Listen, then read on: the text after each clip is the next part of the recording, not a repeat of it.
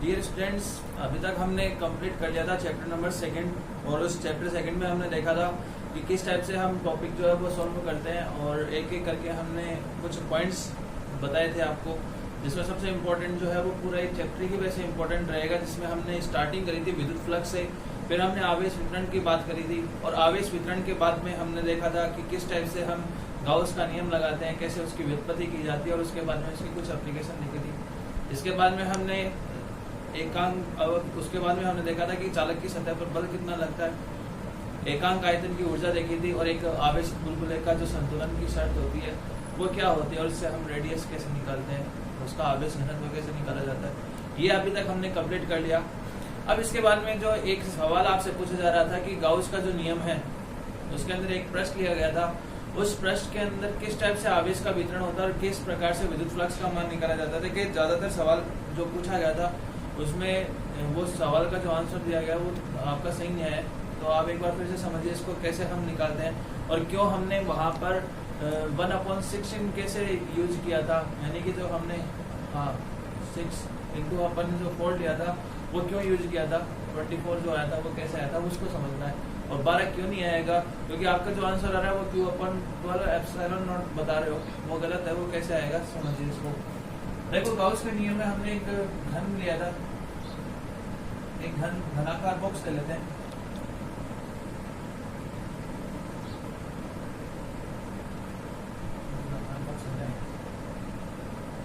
छोटा बॉक्स बना लेते हैं, ये हमने एक घन आकृति का एक बॉक्स बना लिया।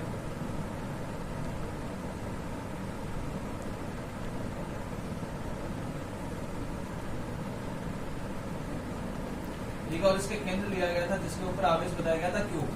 ठीक है, अब आप देखिए इसके टोटल फेस कितने होते हैं, ये तो मैंने बताया था कि एक फलक से तो आपको बताया गया था कि एक फलक से गुजरने वाला कितना होगा, टोटल तो आपको पता है कि यहाँ से इस पूरे पृष्ठ से गाउस के नियम के अकॉर्डिंग पूरे पृष्ठ से निकलने वाला जो फ्लक्स होता है उसका मान तो आपको बताया गया था φ होता है Q/ε0। ठीक है, ये तो आ गया इस पूरे पृष्ठ के लिए। यदि आपसे पूरा ऐसे पूछ लिया जाता है कि एक घन से निर्गत विद्युत फ्लक्स का मान कुल कितना होता है, तो होता है ये। अब आपको एक स्पेशल एक कंडीशन दे दिया जाए और बोला जाए कि एक फलक से गुजरने वाला फ्लक्स कितना होगा, तो आप इसके ऊपर टोटल तो आपको पता है। अभी आप क्या करते हैं, यदि आपको टोटल पता है, जैसे कि इसके 6 फेस है, मान लीजिए टोटल 6 फलक है, तो और आपको इक्वल डिवाइड करना है, तो कैसे डिवाइड करोगे, कैसे डिवाइड करेंगे, हम 6 हिस्सों में डिवाइड करना है, तो आपको पता है कि एक फलक चाहिए क्या, पहले तो ये चेक करो। तो देखो एक फलक, ये दूसरा फलक, फिर तीसरा, चौथा, पांचवा और छठा, 6 फलक होते हैं। आप एक रूम को देखिए, रूम की जिसकी आकृति घन टाइप की होगी, या फिर पासा देखिए, पासे की आकृति घन जैसी होती है, और उस घन में देखो कितने फलक होते हैं, 6 फलक होते हैं, 2 इधर वाले, 2 ऊपर नीचे वाले और 2 आमने सामने वाले, तो टोटल 6 फलक होते हैं। तो इस प्रकार से 6 हिस्सों में बढ़ गया, इसलिए प्रत्येक फलक से जो गुजरने वाला फ्लक्स हो जाएगा उसका मान कितना होगा, वो ज्यादा φ/n बोला जाता है, यानी कि टोटल हिस्से में कितने में वो डिवाइड हो गया, उन हिस्सों की बात हो रही है। तो देखो कितना हो जाएगा, तो आपको पता है कि एक फलक से गुजरने वाला टोटल कितने फलक से, प्रत्येक फलक से देखना है, क्योंकि इसके अंदर टोटल है 6 फलक, तो हर एक हिस्से से कितना गुजरेगा, तो 1/6 ऑफ 5 हो जाएगा टोटल का। ठीक है, तो टोटल कितना है 1/6, टोटल कितना था Q/ε0, तो इसका आंसर आएगा ये Q/6ε0 आया था। ठीक है, इसके बाद में देखिए, अब यहाँ से हमने ये तो प्राप्त कर लिया। अब यहाँ पे प्रॉब्लम आती है कि मैंने आपको एक लाइन बताई थी कि इसके कोर से कितना निकलेगा, एक कोर से कितना गुजरेगा। अब देखिए मैं इसके एक फेस की बात करता हूँ, मैंने एक फेस ले लिया, ये फेस ले लिया, मान लीजिए कोई सा भी। ठीक है, अब इसके अंदर टोटल कोर कितनी है, ये 1, ये 2, ये 3 और ये 4, टोटल 4 कोर है। और एक आपने इस पूरे फलक से देखा कि इसमें 6 फलक थे, अलग अलग फलक जो थे उनकी संख्या कितनी थी, 6 थी इस टाइप से संख्या। तो आपने देखा कि एक फलक से गुजरा है कितना, Q/6ε0। ठीक है, अब आपसे पूछा गया कि एक कोर से कितना गुजरेगा, तो टोटल कोर कितनी है, इसमें 4 है। ठीक है, तो हम लिखेंगे कि एक कोर से निर्गत फ्लक्स कितना होगा, से निर्गत फ्लक्स, इसका मान कितना होगा, एक कोर से निकलने वाला। तो आप देखिए एक कोर से निर्गत हो जाएगा, उसका मान कितना होगा, वो जाएगा φ/n होता है। तो टोटल कितनी है इसके अंदर 4, कितनी कोर है टोटल 1 2 3 और 4, तो 5/4, ठीक है। अब 5 टोटल इस एक पर से कितना गुजर रहा है Q/6 एप्सिलॉन नॉट, तो हम क्या लिखेंगे 1/4 और ये जाएगा Q/6 एप्सिलॉन नॉट, तो टोटल कितना हो गया Q/24 एप्सिलॉन नॉट। ये इसका आंसर था 5 कोर का। अब मैंने सवाल पूछा था कि इस पृष्ठ से और इस पृष्ठ से कितना गुजरेगा, एक इस पृष्ठ से और दूसरा इस पृष्ठ से कितना होके गुजरेगा, नहीं कि मैंने ऐसे पूछा था कि 2 कोर से होके कितना गुजर रहा है। मैंने सिर्फ इतना पूछा है कि यदि आवेश यहाँ पर उपस्थित है तो इस एक फेस ये और दूसरा ये, इससे कितना गुजरेगा। अब आप देखिए एक से गुजर रहा है Q/6 एप्सिलॉन नॉट, Q अपन कितना निकलता है 6 एप्सिलॉन नॉट, दूसरे से भी कितना निकलेगा इधर से भी Q/6 एप्सिलॉन नॉट। अब आप तो मेरे हिसाब से आपको जितनी गणित आती है उस हिसाब से आपने ये लिख दिया कि 6 नीचे वाले संख्या को ऐड हो जाता है, जबकि ऐसा नहीं होता। जब नीचे अपन में कोई संख्या आती है तो उसके बाद में उसको सोल्व करने का तरीका होता है, उसका लघुत्तम लीजिए, लघुत्तम लेके सॉल्व आउट किया जाता है। तो यहाँ से इसलिए आंसर की जो एक्सपेक्टेशन थी वो मैथ वालों से नहीं थी स्पेशल, क्योंकि मैथ में तो आपको पता है कि कैसे सोल्यूशन किया जा रहा है। तो आप देखिए मैं इसको लिख देता हूँ 6 एप्सिलॉन नॉट, इसका एलसीएम आ जाएगा, दोनों सेम ही है। फिर क्या करना होता है, इसका इसमें भाग देते हैं एक बार क्या और एक को इससे गुणा करते हैं। ये आप देख लीजिए दोनों सेम ही है, Q/6 epsilon not Q/6 epsilon not, दोनों में से कॉमन लीजिए, 1 + 1 कितना हो जाएगा 2, तो Q+2 लिख देता हूँ मैं यहाँ पे, कितना हो गया 2Q/6 एप्सिलॉन नॉट। इसमें इसका भाग दीजिए तो आंसर कितना आएगा Q/3 epsilon not each phase, ठीक है। 2 फेज से होकर कितना गुजरता है, 3 से कितना गुजरेगा, तो इसके अंदर आप फिर Q/एप्सिलॉन नॉट ऐड कीजिए 6 एप्सिलॉन नॉट, फिर सॉर्ट आउट कीजिए 4 से कितना निकलेगा। इस टाइप से 4 आपको हर एक फलक के लिए आप निकाल सकते हो। आई होप आपको क्लियर हो गया होगा, अब कोई प्रॉब्लम नहीं आनी चाहिए। तो इस टाइप का क्वेश्चन है वो सोल्व करने का तरीका यही होता है। आप लॉजिक को समझिए फिर इसको सोल्व कीजिए। अब मेरे को खाली आपको ये बता देना, आप तो प्रॉब्लम नहीं आनी चाहिए, आपको ये बताना कि इन 4 फेज से कितना गुजरेगा। जैसे ये इससे ये गुजर रहा है, इतना इससे गुजर रहा है, तो इन चार ही फलक से बताना है कि टोटल 4 फलक से गुजरने वाला विद्युत फ्लक्स कितना होगा। यदि आपको ये समझ में आ गया तब तो दिक्कत आएगी नहीं, अदरवाइज इसमें प्रॉब्लम आती रहेगी। तो इस टाइप से चैप्टर नंबर 2 जो है वो आज पूरा हो चुका है, और ये हमने देखा कि गाउस लॉ में और इट्स एप्लीकेशन में। आई होप आपको कोई इसमें प्रॉब्लम नहीं आई होगी, जहाँ से हमने शुरू से लेकर अभी तक पढ़ा। तो चैप्टर 1 और चैप्टर 2 जो है वो कंप्लीट हो चुके हैं, और इनमें से आपको 4 नंबर का सवाल जो है एग्जाम में डेफिनेटली मिलेगा, क्योंकि अब तक जितने भी यदि अथवा में भी क्वेश्चन आते हैं तो उन क्वेश्चन भी जो है वो इसमें इंक्लूड किया जाता है, तो इसमें कोई प्रॉब्लम नहीं आएगी।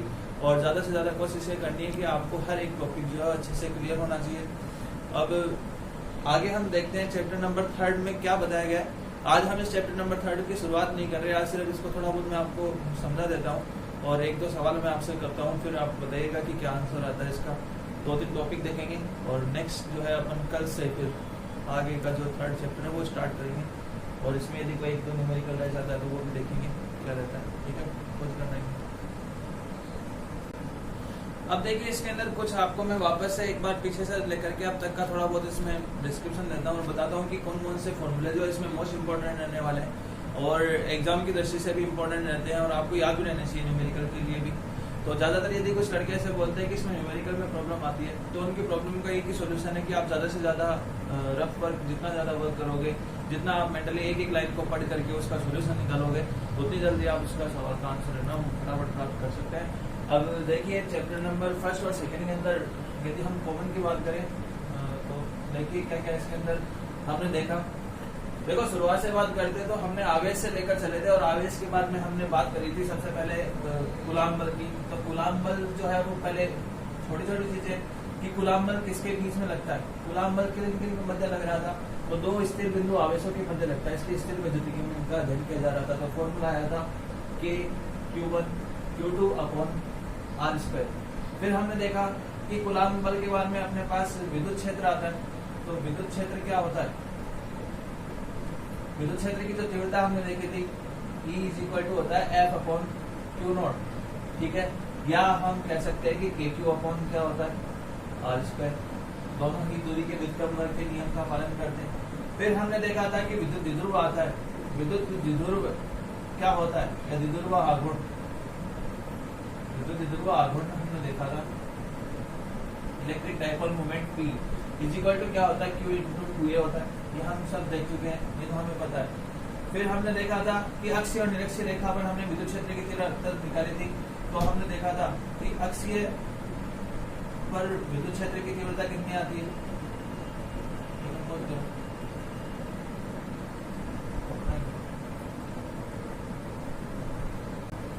अक्षीय पे हमने देखा कि विद्युत क्षेत्र की जो तीव्रता आती है E अक्षीय, उसका मान जो आता है वो कितना आता है, 2kp/r³ आता है।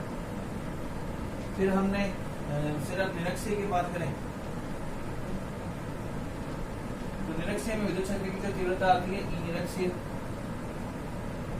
उसका मान आपने देखा था वो आता है kp/r³। ठीक है। और एक हमने पढ़ा था इसके अंदर इलेक्ट्रिक डाइपोल, हमने देखा था कि बला विद्युत ध्रुव पर बलाघूर्ण का जो मान आता है, विद्युत द्विध्रुव पर बलाघूर्ण और Q, उसका जो वैल्यू आता है वो आता है PE sin थीटा, या हम लिख सकते हैं P क्रॉस E। ठीक है। तो ये सब चीजें आपको पता होनी चाहिए। जब चैप्टर नंबर फर्स्ट में देखा, फिर हमने सेकंड में जब स्टार्ट किया तो सेकंड चैप्टर में हमने देखा कि कौन कौन से फॉर्मूले इसमें मोस्ट इंपोर्टेंट आपको देखने को मिले। जब क्या होता है विद्युत flux E is equal to क्या होता है, समाकलन में E डॉट ds। ठीक है। फिर हमने देखा यहाँ पर आवेश वितरण तो है ही, 3 टाइप के आवेश वितरण होते हैं। एक तो हमने लैम्डा देखा, रेखीय आवेश वितरण होता है Q/S। फिर हमने देखा पृष्ठीय आवेश वितरण होता है Q/S। फिर आयतनीय आवेश वितरण देखा होता है Q/V। फिर अलग से इसके बाद में हमने देखा कि गाउस का नियम जो होता है वो फाई इज इक्वल टू होता है समेशन Q/ε0। फिर हमने इसकी एप्लीकेशन देखी, तो एप्लीकेशन में आप देखते रहिए कि क्या क्या मान निकाला। एक हमने अनंत लंबाई का जो रैखिक आवेश तार था, रैखिक आवेशित तार के कारण देखा था। उसके अंदर आपने देखा कि लंबाई के तार के ऊपर विद्युत क्षेत्र की मान कितना आता है, तो हमने देखा था λ/2πr/ε0 आता है। इस प्रकार से चालक पे हमने देखा कि चालक प्लेट पे σ/ε0, अचालक पर σ/2ε0 होता है। फिर इसके बाद में हमने गोले पर देखा बाहर भीतर और क्या रहता है। और एक आपकी ये सारे के सारे फॉर्मूले जो है तो आपको एक साथ भी करते जाना, मतलब ये जब हो जाए तो आप इनके अंदर क्या करो, बस जैसे जैसे फॉर्मूले जो आए हैं उनको एक अलग पेज पर आप उनको एक साथ कर लेना, जिससे आपको दिक्कत नहीं आएगी कोई भी क्वेश्चन का सोल्यूशन करने में। बस खाली समझने का ही पॉइंट है कि क्या पूछा जा रहा है और क्या जवाब हमें देना है। ठीक है। तो आई होप आपको क्लियर हो गया होगा। तो ये है फर्स्ट और सेकंड चैप्टर के बारे में। अब हम थोड़ा सा आपको थर्ड चैप्टर के बारे में बता देते हैं कि इसमें क्या आने वाला है। उसके बाद में स्टार्टिंग हम कैसे कर लेंगे। अब देखिए नेक्स्ट पॉइंट में अपन चलते हैं। चैप्टर नंबर थर्ड जो है वो है विद्युत विभव का इलेक्ट्रिक पोटेंशियल। 2 चैप्टर अपने कंप्लीट हो चुके हैं और इसमें से जो भी इम्पोर्टेंट क्वेश्चन थे, आपको जिस टाइप से अलग अलग टाइप से जो सवाल आते हैं वो मैंने आपको बता भी दिए। अब जो इसके अंदर मोस्ट इम्पोर्टेंट क्वेश्चन आपको अलग से भी देखना है कि क्या क्या सवाल जो है वो आएंगे। तो जैसे जैसे क्वेश्चन आपको कोई न्यूमेरिकल डिफरेंट लगता हो और जो सवाल नहीं है तो वो आप क्वेश्चन जो है वो मुझे भेज सकते हैं, मैं उसका आंसर जो आपको अगले वीडियो में बता दूंगा। ठीक है। तो अब देखिए नेक्स्ट चैप्टर जो है थर्ड है वो विद्युत विभव का है। क्या इसमें से सवाल आता है, किस टाइप की क्वेश्चन पूछे जाते हैं, क्या ये चैप्टर बताना चाहता है। देखिए आज से पहले आप 10th क्लास में जब थे तो आपने पढ़ के आए हैं, वहाँ पे विभव और विभवांतर की परिभाषा आपने पढ़ी होगी, क्या होता है दोनों में डिफरेंस। तो आइए समझ लेते हैं इसके बारे में थोड़ा सा। तो देखिए विद्युत विभव और विभवांतर में क्या डिफरेंस होता है। तो विद्युत विभव, और सबसे पहले मैं बात करता हूँ विभवांतर की। देखिए सिंपल सा डिफरेंस ही है इनके अंदर विद्युत विभव और विभवांतर में। पहले विभवांतर देखिए। विभवांतर का मतलब होता है पोटेंशियल। पोटेंशियल जैसे अपने पास आता है घर के अंदर जो सप्लाई आती है वो वोल्टेज में आती है। अपन बोलते हैं कि अपने घर में सप्लाई जो है वो 220 वोल्ट आ रही है, तो ये वोल्टेज जो है वो किसको शो करता है, ये विभवांतर को शो कर रहा है। किसको शो करेगा, विभवांतर को। अब क्या इसके अंदर पोर्शन होता है वो देखना है, विभव और विभवांतर में क्या डिफरेंस रहने वाला मुख्य, तो हम ये देखते हैं। देखो विभवांतर क्या होता है, आवेश है, उनके आवेश की आपको देखना है कि वो एक समान गति करते हैं, एक समान करंट से त्वरित होते हैं, तो उस कंडीशन के अंदर क्या होगा, किस टाइप से विद्युत विभव और विभवांतर क्या किया जाता है। तो मान लीजिए यदि आप आवेश को 2 पॉइंट दिए गए, मैं आपको एक चित्र बना के दिखा रहा हूँ, यहाँ पर ए से बी तक जाना है। ठीक है। इसके लिए अलग अलग अपने को मार्ग दिखाए गए हैं, ए से बी जाना है, ये एक अलग पाथ है इसका, ये एक और अलग पाथ है। और ये अलग पाथ है और ये एक अलग रास्ता है। ठीक है, तो आपको एक धन परीक्षण आवेश दे दिया मैंने, मान लीजिए क्यू नॉट आवेश, परीक्षण आवेश को बता दिया आपको क्या है। ठीक है, एक टेस्टिंग चार्ज दिया जा रहा है क्यू नॉट, उस क्यू नॉट को आप बिंदु ए से लेकर के कहां तक लेके जाना चाहते हैं, बी तक। तो क्या करना पड़ेगा आपको भाई, आप एक सिंपल सा सोचिए, हमें ये एक वस्तु है, इसको उठा करके हमें यहाँ से एक स्थान से दूसरे स्थान तक ले जाना है, तो हमें क्या करना पड़ेगा, इसके अंदर क्या संपन्न होगा। तो आप सिंपल से जानते हैं कि एक वर्क कंप्लीट हो रहा है इसके अंदर, कि आप एक जगह से कोई चीज उठा करके दूसरी जगह रखते हो तो उसमें कार्य कंप्लीट होता है। ठीक है, तो आप क्या कर रहे हो कि आवेश को, एकांक धन परीक्षण आवेश को एक बिंदु से दूसरे बिंदु तक, एक बिंदु से दूसरे बिंदु तक ले जाने में जो कार्य किया जाता है, यदि हम बात करेंगे स्थिर विद्युत क्षेत्र के, क्योंकि ये स्थिर विद्युतिकी में पढ़ा जा रहा है, विद्युत विभव में पढ़ा जा रहा है, तो हम क्या कहेंगे कि एक समान विद्युत क्षेत्र में, एक समान विद्युत क्षेत्र में, जैसे इसको सारे आवेश को आप एक समान विद्युत क्षेत्र में रख दो, मान लीजिए एक समान विद्युत क्षेत्र में रख दिया, तो एक समान विद्युत क्षेत्र में एकांक धन परीक्षण आवेश को एक बिंदु से दूसरे बिंदु तक, एक बिंदु से दूसरे बिंदु तक ले जाने में जो कार्य कंप्लीट होगा उसी को अपन क्या कहेंगे, विभवांतर कहते हैं। क्या कहेंगे, विभवांतर। तो कहने का मतलब है जो विभवांतर होगा VAB, वो क्या होगा, दो बिंदुओं के बीच, या हम कहें कि दो बिंदुओं के विभवों का अंतर, लेकिन इतनी डेफिनेशन देना पर्याप्त नहीं होगा, तो दो बिंदुओं के विभवों का अंतर होता है विभवांतर। तो हम क्या कहेंगे कि किसी एकांक धन परीक्षण आवेश को विद्युत क्षेत्र में एक बिंदु से दूसरे बिंदु तक ले जाने में जो कार्य कंप्लीट होता है, तो सिंपल सा हो जाएगा WAB, ए से बी तक लेके जा रहे हो और अपन किसको लेके जा रहे हो, धन परीक्षण आवेश को, तो इसको हम बोलते हैं विभवांतर। तो ये विभवांतर क्या हो जाएगा, ये हो जाएगा VB माइनस VA, दो बिंदुओं के बीच विभवों का अंतर, ए से बी तक लेके जा रहे हो, तो कौन सा उच्च पर होगा, कौन सा निम्न बिंदु पे होगा, ये हम चेक करेंगे अभी। तो ये हो गया VB माइनस VA बराबर कार्य हो जाएगा WA से लेकर B अपॉन Q नॉट। ठीक है, ये हो जाएगा विभवांतर। आई होप समझ में आया होगा आपको कि क्या होगा।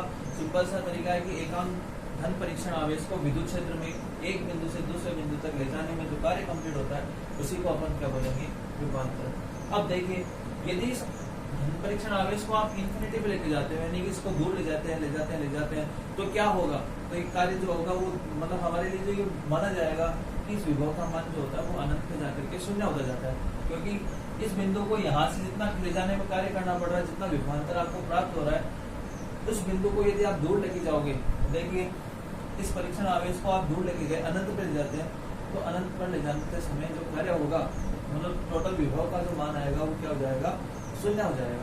तो हम क्या कर रहे हैं कि मान लीजिए इस बिंदु B को तो हमने फिक्स कर दिया, लेकिन इस बिंदु A को हम कहाँ ले जाते हैं, अनंत पे ले गए, अनंत पे ले जाते हैं।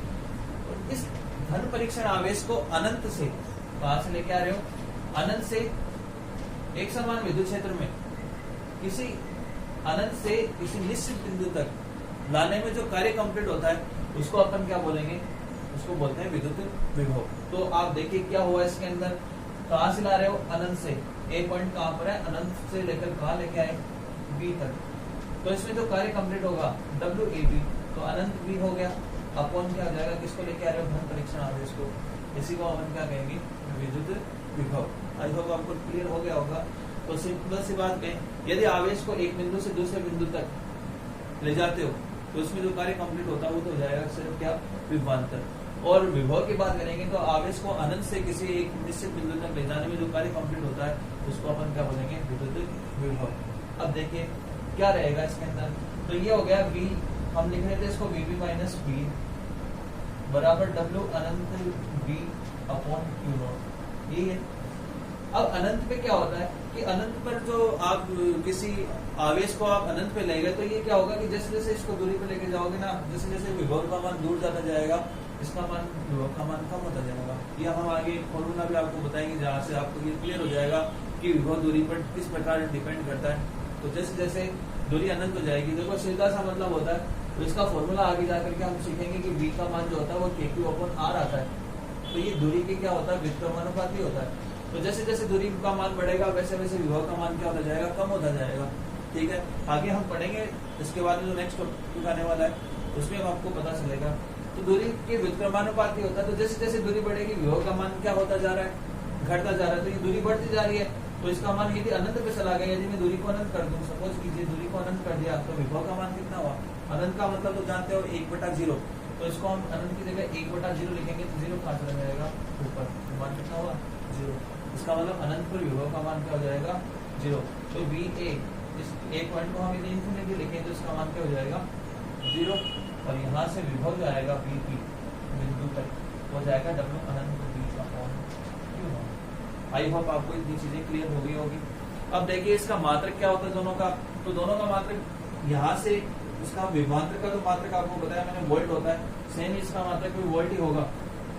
दोनों में कोई डिफरेंस नहीं है, बस खाली उसमें आवेश को एक बिंदु से दूसरे बिंदु तक और उसमें अनंत से किसी निश्चित बिंदु तक। कार्य का मात्रक आप जानते हो क्या होता है? जूल। और आवेश क्या होता है? कूलम। तो 1 जूल पर कूलम। और आपसे कई बार परिभाषा पूछी जाती है कि 1 वोल्ट विभव की परिभाषा दीजिए, 1 वोल्ट विभवांतर की परिभाषा दीजिए। तो सिंपल सा काम होगा, जो आपने परिभाषा किसके लिखी है, किसकी याद करी? विभवांतर की। तो क्या लिखी थी कि एकांक धन परीक्षण आवेश को लिया था, तो हम इस धन परीक्षण आवेश की जगह हमने कितना कूलम चार्ज किया है? आप देख सकते हो Q0 की जगह मैंने मान रखा 1 कूलम। ठीक है, तो 1 कूलम धन परीक्षण आवेश को एक समान विद्युत क्षेत्र में एक बिंदु से दूसरे बिंदु तक ले जाने में किया गया कार्य कितना होगा? कितना हो जाए?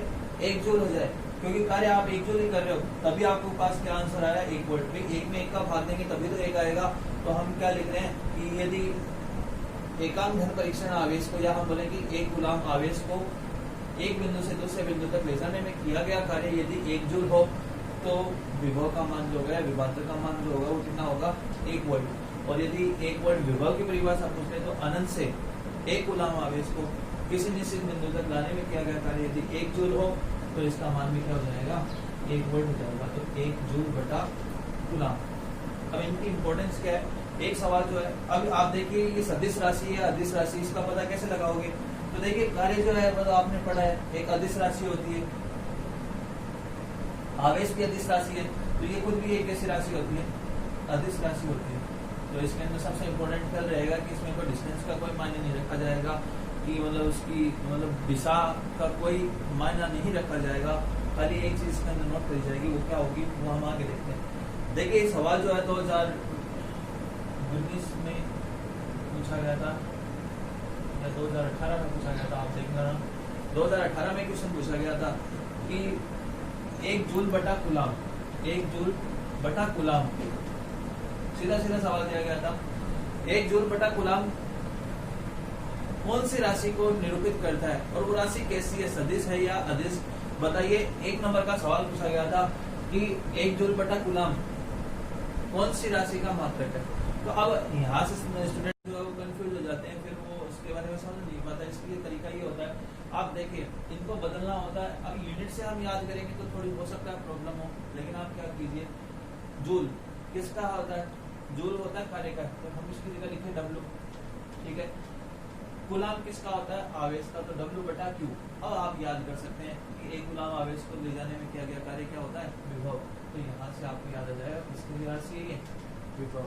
तो हम बोलेंगे कि ये जो राशि है वो विभव राशि है, और विभव कैसी राशि होती है आपको मैंने बता दी, अदिश। तो 1 नंबर का जो सवाल होगा आपका आसान से क्लियर हो जाएगा। तो आई होप आपको यहाँ तक क्लियर हुआ होगा। अब खाली आपको एक चीज आपको मैं यहाँ पे बता दूं, इसी को हम थोड़ा सा अगर क्या करते हैं, कौन सा उच्च विभव पे होगा, कौन सा निम्न विभव पे गति करता है, ये भी मोस्ट इंपोर्टेंट है। कई बार एग्जाम में सवाल पूछ लिया जाता है कि धनावेश जो है वो किस तरफ से किस तरफ गति करता है, ऋणावेश किधर से किधर गति करेगा, कौन से विभव से कौन से विभव। तो देख लीजिए, मैं एक पॉइंट बनाता हूँ। ये मान लीजिए अपने पास पॉइंट है B, इसको मैंने पॉइंट दिया A, यहाँ पर एक परीक्षण आवेश रखा है Q0, और ये स्थित है एक समान विद्युत क्षेत्र में। ठीक है, तो देखिए आपको जाना है आवेश को लेकर के A से B की ओर, तो क्या हमें क्या करना पड़ेगा? जाहिर सी बात है कार्य करना पड़ेगा। तो वो कैसा होगा? अब देखिए आपको बोला जाए कि इस आवेश पर बल कितना लग रहा है, क्या हमें कार्य पॉजिटिव करना पड़ेगा या नेगेटिव होगा, वो हम यहाँ से समझेंगे। तो देखिए आपको A से B तक लेके जाना है आवेश को, इस धन परीक्षण आवेश को। तो विद्युत क्षेत्र किधर गति कर रहा है? इस तरफ। और आपको लेके किधर जाना है इस आवेश को? इसके विपरीत। तो डायरेक्शन क्या होगी विद्युत क्षेत्र की विपरीत। लेकिन हम बल कैसा होगा इसके ऊपर देखो ध्यान देते हैं। तो बल का सूत्र अभी आपको मैंने बताया, F इज इक्वल टू क्या होता है, Q नॉट E होता है। ठीक है, विद्युत क्षेत्र वाले में अभी चैप्टर फर्स्ट के कुछ आपको फॉर्मूले बताए। तो F इज इक्वल टू आया था Q नॉट E। सदिश की बात करूंगा तो मैं इस टाइप से इसको डिनोट करूंगा। तो देखिए इस आवेश के ऊपर क्या बल लग रहा है कि नहीं लग रहा, इस ए बिंदु पर उपस्थित परीक्षण आवेश कौन सा है, Q नॉट। तो क्या इसके ऊपर बल लग रहा है F is equal to Q naught E बल लग रहा है, क्योंकि एक समान विद्युत क्षेत्र में स्थित है इसलिए। ठीक है, अब यदि हम इसको यदि इधर से इधर लेके जाएं, ठीक है, तो ये इधर से इधर गति कर रहा है, तो ये जो बी पॉइंट होगा ना, ये तो हो जाएगा ऊंचा, इसको तो बोलेंगे उच्च विभव। ठीक है, और ये हो जाता है बिंदु निम्न विभव में माना जाएगा। ठीक है, इसका बी तो जो हो जाएगा वो विभव हो जाएगा ऊंचा विभव, और ए हो जाएगा निम्न विभव। तो हम क्या करेंगे, तो इसके विपरीत ले जाना पड़ेगा, तो बल क्या हो जाएगा, नेगेटिव आएगा इसमें Q नॉट E, क्योंकि आपको कार्य तो करना पड़ रहा है लेकिन इसकी जो डायरेक्शन है वो क्या है, विपरीत। तो इस कंडीशन में क्या होगा, विद्युत क्षेत्र के विरुद्ध आपको कार्य करना पड़ रहा है। ठीक है, ए से बी तक ले जाना है। तो यहाँ से हम बोलेंगे कि विद्युत विभव जो धन परीक्षण आवेश होता है वो वास्तव में उच्च विभव से, अब देखिए ये आवेश हो वो किस में कन्वर्ट हो गया, ऋणात्मक में कन्वर्ट हो गया। तो इसका मतलब तो ये हो गया कि नेगेटिव चार्ज जो है वो तो गति करता है निम्न विभव से उच्च विभव की ओर, और जो धन परीक्षण आवेश होगा यदि आप इसको बी से ए तक लेके जाओगे तब वो विभव जो है वो किधर से किधर गति करेगा, उच्च विभव से निम्न विभव की ओर। आई होप आपको क्लियर हो गया होगा कि जो धन परीक्षण आवेश होगा वो तो गति करता है कौन से विभव से। ये सवाल एग्जाम में बहुत बार पूछा जाता है, कई बार पूछा जाएगा, आपसे भी हो सकता है कि आगे वाले एग्जाम में पूछ लिया जाए नंबर में।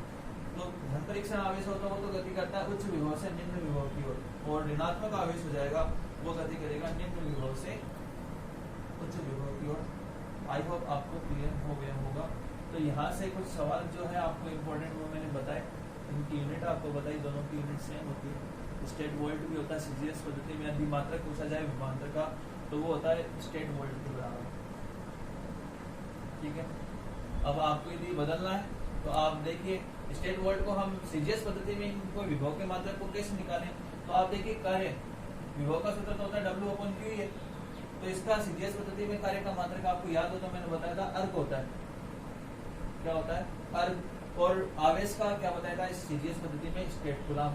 तो स्टेट कूलम यहाँ पर रखिए और आप इनको सोल्व कीजिए तो आपके पास आंसर आ जाएगा कि स्टेट वोल्ट जो है वो किसके बराबर होता है। तो आई होप आपको क्लियर हो गया होगा विद्युत विभव और विभवांतर में क्या अंतर होता है। अब यही चैप्टर जो है पूरा वो विभव और विभवांतर के बारे में बताएगा और इसी का हम फॉर्मूला डिराइव करेंगे। तो आज के लिए इतना ही, थैंक यू, धन्यवाद। बस पढ़ते रहिए और ऐसे ही आगे बढ़ते रहिए।